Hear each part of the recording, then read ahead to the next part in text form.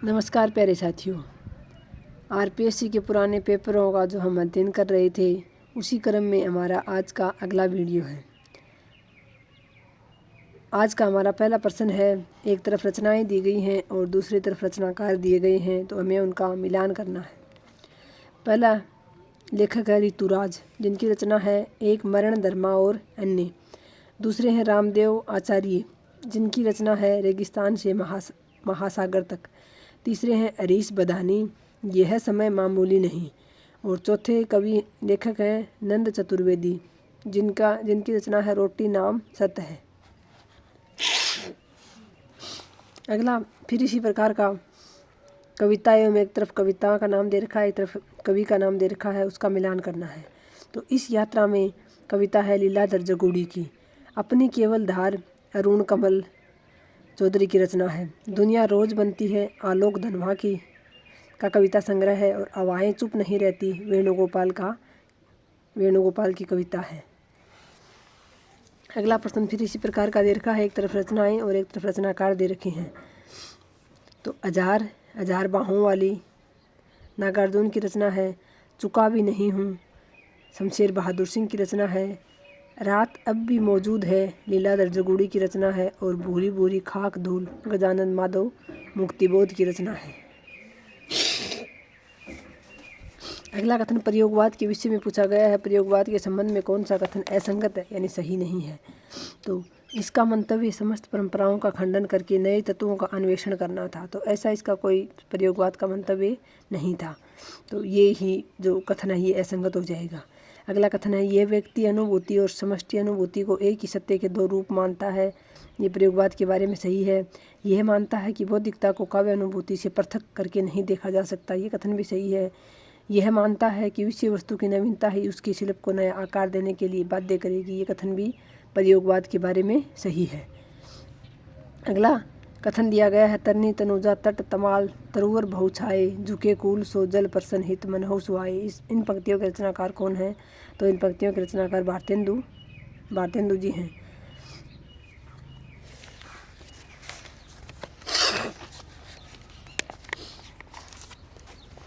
अगली जो पंक्तियां हैं वो फिर भारतेंदु जी के बारे में दी गई हैं। भारतेंदु हरिश्चंद्र के व्यक्तित्व एवं कृतित्व के संदर्भ में कौन सा विवरण सही नहीं है? तो वे साहित्य अनुरागी और कोमल हृदय व्यक्ति थे, सही है। उन्होंने वैष्णव धर्म के प्रचारार्थ तदीय समाज की स्थापना की थी, ये भी सही है। उनका साहित्यिक कार्य गद्य पद्य की अनेक विधाओं तक फैला हुआ था, ये भी सही है। उन्होंने गद्य और पद्य की बहुत सारी रचनाएं लिखी थी। उन्होंने प्राचीन की पूर्ण उपेक्षा करके नवीन को पूर्णतः अंगीकार किया। ये कथन भारतेंदु जी के बारे में बिल्कुल सही नहीं है, क्योंकि उन्होंने प्राचीन की पूर्णतः उपेक्षा नहीं की थी, जबकि उन्होंने प्राचीन को भी साथ में लेकर और नवीन विषयों पर काव्य लेखन किया था। तो प्राचीन और नवीन दोनों का किया था उन्होंने।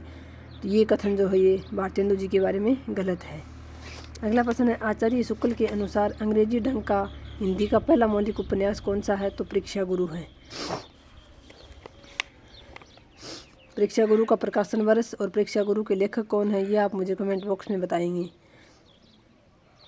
अगला प्रश्न है, भारतेंदु जी जिस प्रकार वर्तमान गद्य भाषा के स्वरूप प्रतिष्ठापक थे, उसी प्रकार वर्तमान साहित्य परंपरा के प्रवर्तक किसका कथन है?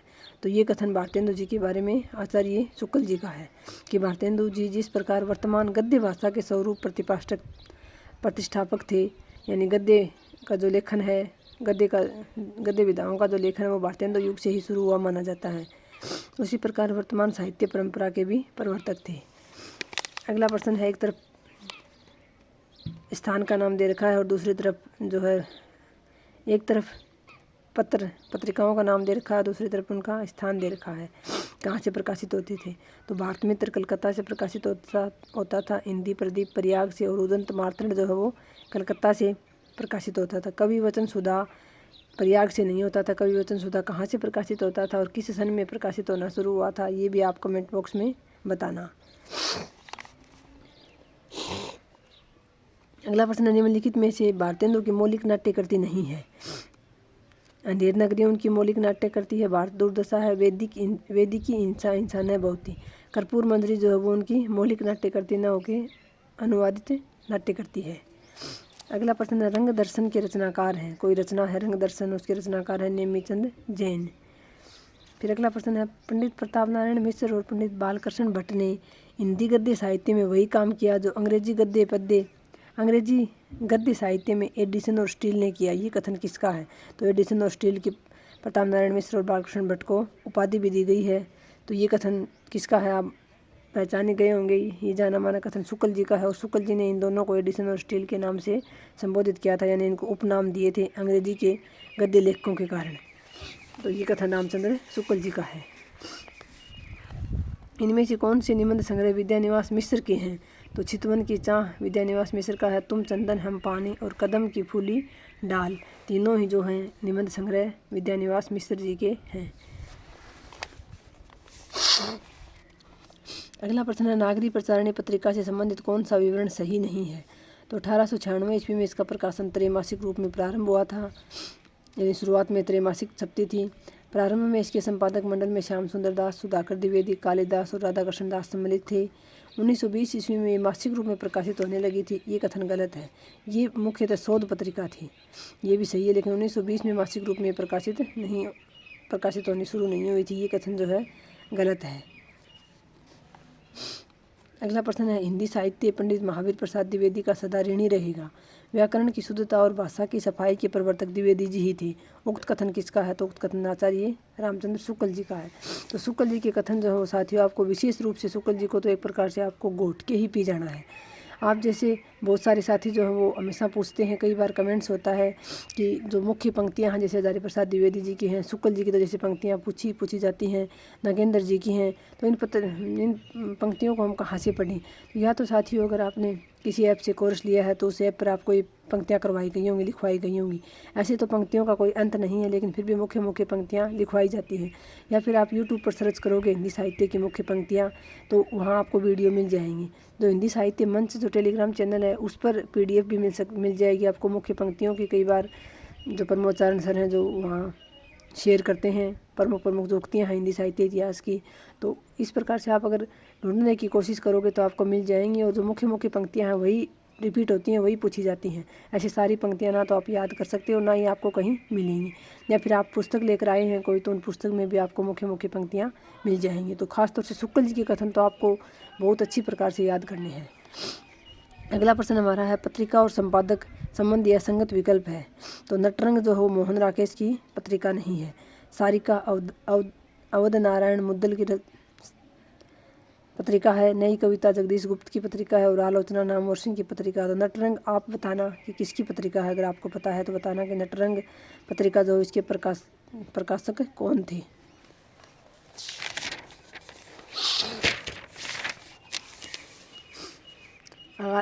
अगला हमारा प्रश्न है, हिंदी पत्रकारिता के संदर्भ में कौन सा तथ्य सही नहीं है। तो सुमित्रानंदन पंत ने रूपाब पत्र का प्रकाशन किया था, सही है। सरस्वती के प्रकाशन का कार्य पंडित महावीर प्रसाद द्विवेदी ने 1900 ईस्वी में संभाला था। ये कथन यहाँ गलत हो जाएगा। पंडित महावीर प्रसाद द्विवेदी ने 1903 ईस्वी से इसका प्रकाशन संभाला था। अंश का प्रकाशन प्रेमचंद ने प्रारंभ किया, ये भी सही है। इंदु का प्रकाशन जयशंकर प्रसाद ने किया था, ये भी सही है। अब एक तरफ कहानी आंदोलन दिए गए हैं और दूसरी तरफ उनके जो पुरोधा हैं, प्रवर्तक हैं, उनके नाम दिए गए हैं। तो समानांतर कहानी आंदोलन जो है वो कमलेश्वर जी ने चलाया था। सक्रिय कहानी राकेश वत्स ने चलाई थी। सचेतन कहानी के प्रवर्तक महीप सिंह हैं और कहानी जो आंदोलन है उसके प्रवर्तक गंगा प्रसाद विमल हैं। तो खास तौर से मैंने आपको बताई भी थी, ये 5, 7 या 10 कहानी आंदोलन है प्रमुख, इनको भी आपको याद करना है अच्छे से। अगला प्रश्न है, संस्मरणात्मक रचना और रचनाकारों की दृष्टि से कौन सा विकल्प है। यानी एक तरफ संस्मरण विधा दे रखी है और एक तरफ उसके रचनाकार दे रखे हैं। तो वसंत से पतझड़ तक रविंद्रनाथ त्यागी की है। सृजन के सहयात्री रविंद्र कालिया का संस्मरण है। कुछ यादें कुछ बातें अमृत राय जो है इनका संस्मरण नहीं है। चिड़िया रैन बसेरा विद्यानिवास मिश्र का संस्मरण है। अगली तरफ फिर एक तरफ ये जो आलोचना विधा की रचनाएं दे रखी हैं, एक तरफ उनके लेखक दे रखे हैं। तो ये जो खास तौर से एक जैसे से नाम हैं, ये आलोचना विधा की रचनाएं बहुत ही प्रमुख हैं, बहुत ही इम्पोर्टेंट हैं। तो पहली रचना है, आलोचना है नई कविता के प्रतिमान, तो लक्ष्मीकांत वर्मा। कविता के नए प्रतिमान नामवर सिंह। तो आप में इनमें कंफ्यूज हो सकता है आपको। नई कविता जो है वो तो लक्ष्मी, आप याद रख सकते हैं, नई कविता नाम शुरू में आ गया तो लक्ष्मीकांत वर्मा है। और कविता की नए प्रतिमान, तो नए प्रतिमान से नए से आप नामवर सिंह याद रखना। ये दोनों एक जैसे से नाम है, इनमें हम अक्सर कंफ्यूज हो जाते हैं। तो मैंने तो नए प्रतिमान के नाम से नामवर सिंह जी को याद किया था, और दूसरी नई कविता के प्रतिमान लक्ष्मीकांत वर्मा। नया साहित्य नए प्रसन्न नंद दुलारे वाजपेयी जी की रचना है। और नए साहित्य का सौंदर्य शास्त्र गजानन माधव मुक्तिबोध की रचना है। अगला प्रश्न है, कौन सा निबंध संग्रह हजारी प्रसाद द्विवेदी का नहीं है? तो कल्पलता है उनका, आलोक पर्व है, कुटज है, विषाद योग जो है हजारी प्रसाद द्विवेदी का निबंध संग्रह नहीं है। Post box number 203 Nala Sopara किसकी रचना है? तो ये चित्रा मुदगल जी की प्रसिद्ध रचना है। इसको शायद साहित्य अकादमी पुरस्कार भी मिला हुआ है। अगले एक तरफ उपन्यासों के नाम दे रखे हैं, एक तरफ उनके जो लेखक हैं उनके नाम दे रखे हैं। तो कुरु कुरु स्वाहा प्रसिद्ध उपन्यास है, बहुत ही इम्पोर्टेंट है, मनोहर श्याम जोशी का। मछली मरी हुई राजकमल चौधरी का बहुत ही इम्पोर्टेंट है। काला जल सान्नी है, कोई लेखक उनका है। और जीनी जीनी बीनी बदरिया अब्दुल बिस्मिल्लाह का उपन्यास है। फिर अगला प्रश्न भी इसी प्रकार से दे रखा है, रचनाओं से संबंधित। तो कुछ कही कुछ अनकही जो है शीला झुंझुनवाला की रचना है। कुछ कही कुछ अनकही शीला झुंझुनवाला की रचना है। मुड़ मुड़ के देखता हूँ राजेंद्र यादव की रचना है। अपने अपने पिंजरे मोहनदास नेमिषारण्य की रचना है। और कस्तूरी कुंडल बसे मैत्रेयी पुष्पा की रचना है। कस्तूरी कुंडल बसे। तो ये जो रचनाएं दे रखी हैं साथियों, ये खासतौर से जो प्रश्नों में दे रखी हैं ये रचनाएं तो आपको अच्छे से याद करनी है, क्योंकि रचनाओं का जो महत्वपूर्ण रचनाएं हैं वही पूछी जाती हैं और उनका प्रश्न जो है वो अक्सर रिपीट हो जाता है। अगला प्रश्न है, जितने श्रम और जितनी सावधानी से संपादित हुआ है आज तक हिंदी का कोई और ग्रंथ नहीं हुआ। आचार्य शुक्ल का उक्त कथन किस संपादित रचना के संदर्भ में है? तो बिहारी रत्नाकर जो है उसके संदर्भ में है कि जितनी श्रम यानी जितनी मेहनत और जितनी सावधानी से संपादित हुआ है आज तक हिंदी का कोई और ग्रंथ नहीं हुआ, बिहारी रत्नाकर के बारे में कहा गया है। किस विकल्प में रचना और उसमें वर्णित त्रित नायक असंगत है? तो स्मृति के झरोखे में भारत भूषण अग्रवाल जी को वर्णित किया गया है। महामानव महापंडित में मदन मोहन मालवीय का वर्णन नहीं है। वटवृक्ष की छाया में अमृतलाल नागर का चरित्र वर्णन किया गया है। और मरुभूमि का वह मेघ घनश्याम दास बिड़ला जो है इनका चरित्र वर्णन किया गया है इसमें। एक बूंद सहसा उछली यात्रावर्त के लेखक हैं तो सच्चिदानंद वात्स्यायन यानी अंग्रेजी हैं एक बूंद सहसा उछली यात्रावर्त के लेखक। अगला प्रश्न है, इनमें से कौन सा कथन सही नहीं है? पहला गिरमटिया में गांधी जी द्वारा दक्षिण अफ्रीका में चलाए गए सत्याग्रह आंदोलन का चित्रण है, सही है। खंजन नयन अमृतलाल नागर द्वारा रचित उपन्यास है जिसमें सूरदास जी का जीवन वृत्त चित्रित है। अपने अपने अजनबी की मुख्य समस्या स्वतंत्रता वर्ण की है, बिल्कुल सही है। अर्धनारीश्वर और विष्णु प्रभाकर की रचना है जिसमें स्त्रियों का महिमा मंडन किया गया है, तो ये कथन सही नहीं है। अगला प्रश्न है, एक तरफ नाट्य कृतियाँ दी गई हैं और दूसरी तरफ उनके नाटककार दिए गए हैं, लिखने वालों का नाम दिया गया है। तो खजुराहो पहला नाटक है, खजुराहो का शिल्पी जिसके लेखक हैं शंकर शेष। खजुराहो का शिल्पी जिसके लेखक हैं शंकर शेष। दूसरा है कर्फ्यू नाटक लक्ष्मी नारायण लाल का। तीसरा है दुलारी बाई मणि मधुकर का। और ख्याल बारमली जो है वो अमीदुल्ला का नाटक है।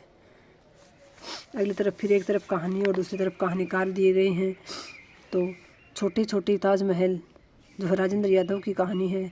मलबे का मालिक आप सभी को पता है मोहन राकेश जी की कहानी है। लंदन की एक रात निर्मल वर्मा की कहानी है। और खोई हुई दिशाएं कमलेश्वर जी की प्रमुख कहानी है। आगे फिर रचना और उनसे संबंधित एक तरफ विधाओं के नाम दिए गए, किस विधा की रचना है, एक तरफ रचनाओं के नाम दिए गए। चेतना के बिंब जो है वो संस्मरण विधा की रचना है। अरे यायावर रहेगा याद अंग्रेजी जी का यात्रा वृत्तांत है, यात्रा साहित्य है। प्रेमचंद घर में जीवनी है, उनकी पत्नी के द्वारा लिखी गई। और मेरी जीवन यात्रा आत्मकथा विधा की रचना है।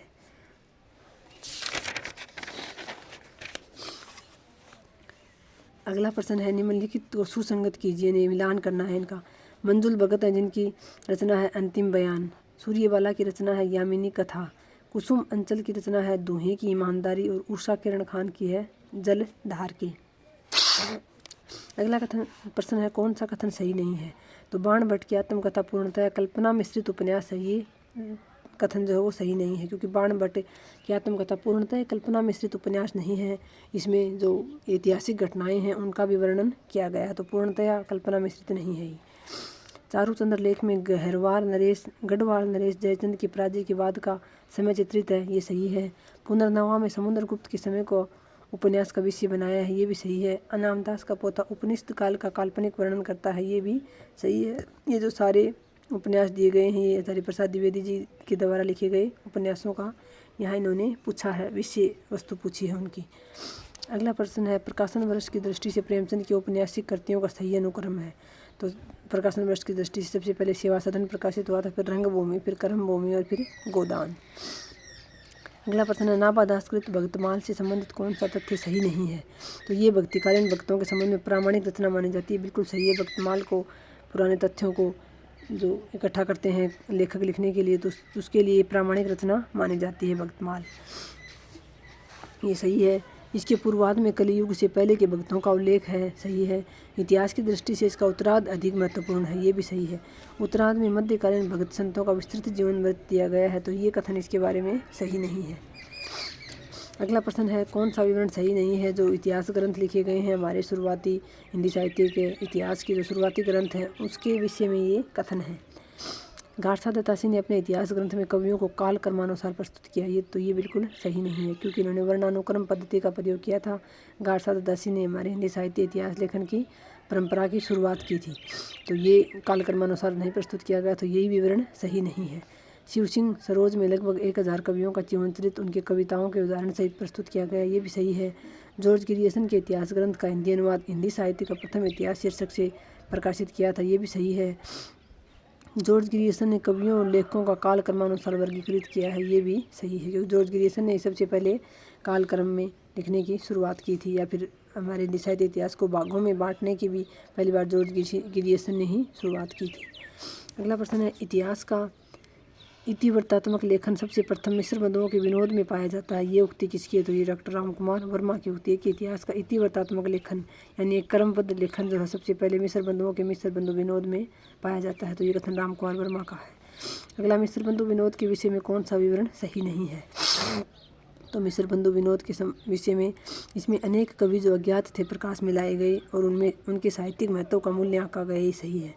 इसके प्रथम 3 भाग संवत 1970 विक्रमी में और चतुर्थ भाग संवत 1991 विक्रमी में प्रकाशित हुआ, ये भी सही है।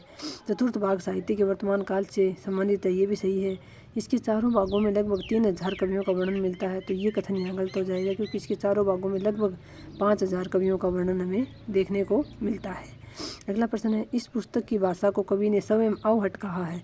इसमें बीच बीच में मैथिली भाषा के प्रयोग आ गए हैं। भाषा के अध्ययन की दृष्टि से इस पुस्तक का महत्व है ही। आचार्य हरिप्रसाद द्विवेदी का ये कथन किस कृति के संदर्भ में है। तो ये कीर्तिलता जी हैं, विद्यापति की जो रचना है उसके संबंध में ये कथन कहा गया है। अगला प्रश्न है, साधारणतः सन ईस्वी की 10वीं से लेकर 14वीं शताब्दी के काल को हिंदी साहित्य का आदिकाल कहा जाता है। हिंदी के प्रारंभिक काल विषय की ये कथन किसका है। तो ये कथन हरिप्रसाद द्विवेदी जी का है। ये बात आप सभी को पता ही है कि सबसे पहले हिंदी साहित्य का जो आदिकाल है उसको आदिकाल नाम देने का श्रेय जो है वो हरिप्रसाद द्विवेदी जी को ही जाता है। तो सन 10वीं सदी से शुरुआत भी इन्होंने ही मानी है हिंदी साहित्य इतिहास की, और उसको सबसे पहले आदिकाल नाम भी इन्होंने ही दिया था। तो ये साथियों हमने आज 40 प्रश्न देख लिए हैं आज की वीडियो में। बाकी के जो प्रश्न है वो हम अगली वीडियो में देखेंगे, वीडियो थोड़ा सा लंबा हो जाता है। बाकी आप अपनी तैयारी में लगे रहें साथियों। निरंतर आपका जो परीक्षा है, आपके जो परीक्षा का उत्सव है वो धीरे धीरे नज़दीक आता जा रहा है। आप पूर्ण तन्मयता के साथ अपनी तैयारी में लगे रहें। वीडियो देखने के लिए बहुत बहुत धन्यवाद। जय हिंद, जय भारत।